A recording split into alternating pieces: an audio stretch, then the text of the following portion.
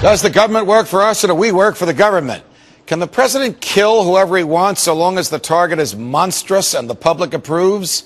Tonight, the killing of Osama bin Laden and the rule of law. 30 years ago, when the Russians invaded Afghanistan, the Reagan administration was looking for folks already on the ground with whom it could supply weapons so that we would not need to put American boots on the ground. Numerous warlords, tribal chieftains, local thugs, and fanatical leaders received copious amounts of U.S. cash and abundant supplies of U.S. weapons, ostensibly with which to repel the Russians. This was, of course, back in the days when communism was the boogeyman and before the old Soviet Union fell apart. And President Reagan really believed that helping this ragtag bunch of freedom fighters would repel the evil empire. So help the freedom fighters we did. 6 years later, and after the deaths of over 100,000 Soviet troops, the Russians left Afghanistan.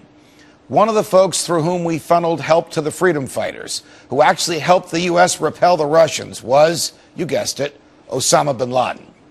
Fast forward to 9/11, and we find near universal Western condemnation of him as the mastermind of the tragedy that struck America that day. We find two presidents and numerous presidential candidates insisting that they can find him dead or alive, believing that removing him from the scene will strike a serious blow to al-Qaeda, whether he's still in charge of it or not, and promising to remove him will win votes. As we know from today's reaction across the country, from Republicans and Democrats and liberals and conservatives, the demise of this monster has brought great joy and unity. I hope not too much joy and unity, because the same president who ordered the killing of bin Laden also wants to borrow trillions of your dollars that your children and grandchildren will need to repay so as to finance his welfare and warfare state. The same president also authorized missiles and drones that killed Libyan dictator Gaddafi's infant grandchildren last weekend. The same president thinks he can fight any war he wants to fight without congressional authorization. This is the same president that has put the feds in charge of your health care. But last night, a little before midnight here on the East Coast, President Obama, with an eye on his lagging poll numbers and the sickening economy over which he presides, announced that in a quick 40 minutes of time, 40 of America's best Navy SEALs found bin Laden, asked him to surrender, and when he declined, blew his brains out.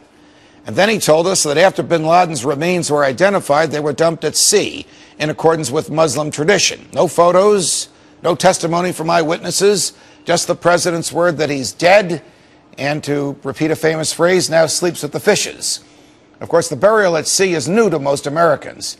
It is new to many Muslims as well. Bin Laden belonged to a Muslim sect that believes in anonymous burial in the earth.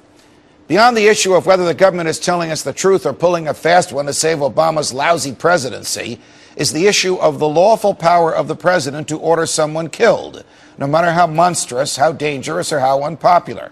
Here is the law.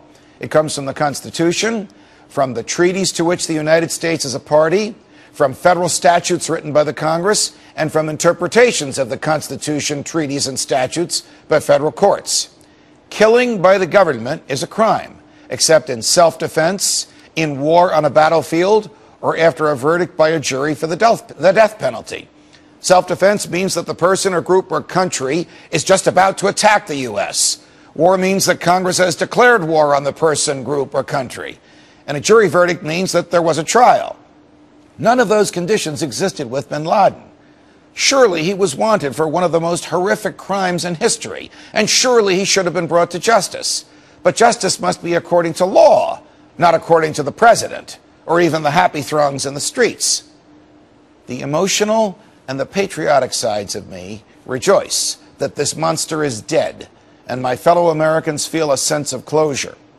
I wept right here in New York with the victims of the families on 9/11, and I understand fully their rejoicing today. But the moral and legal sides of me are compelled to warn that this business of the president deciding to kill people is very dangerous and very unlawful. Put aside that governmental assassination is a violation of the Constitution. Put aside that this killing was not in self-defense and was without a declaration of war. Put aside the law that the president may never order the killing of civilians, period. And put aside that governmental killing violates at least 4 treaties and 3 federal statutes. This particular popular killing can and likely will be used as precedent by this president and his successors to kill on a whim. Where will it stop? Who will President Obama kill next? Can the president now send the SEALs to kill Colonel Gaddafi, President Assad, Prime Minister Putin, Fidel Castro, Hugo Chavez, or Kim Jong-il? Can he kill whomever is an obstacle to his purposes? Can he kill Bradley Manning or Julian Assange or Khalid Sheikh Mohammed? Could he kill Glenn Beck or Rush Limbaugh or me? Can the president kill anyone who was once a friend but became our enemy? Suppose France or Great Britain turn on us tomorrow and their leaders get in our way. Well, the answers to these questions are obvious, and that's why we have laws to govern killing by the government. What the president has already killed, unfortunately, is the rule of law.